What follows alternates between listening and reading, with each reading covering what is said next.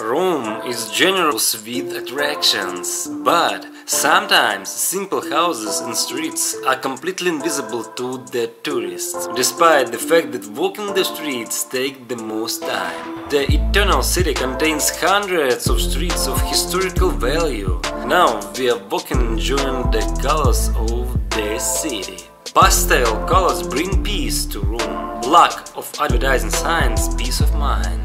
As you can see, it doesn't smell of modernity here. Even the signboards of the cafe are barely noticeable, blending seamlessly into the facades of buildings. This is one of the few streets in the city where there are only a few parked cars and there is no barrage of tourists. On one side, the houses seems to be abandoned, painted with graffiti, plastic collapses and falls.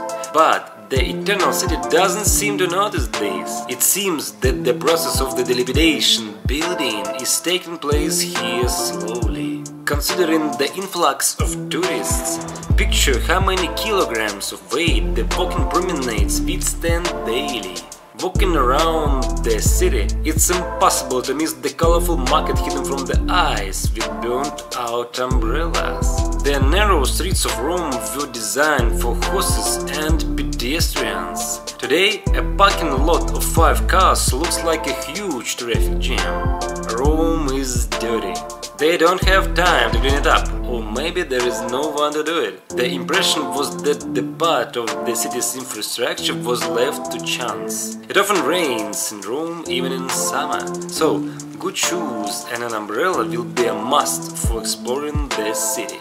So guys, Rome is exciting.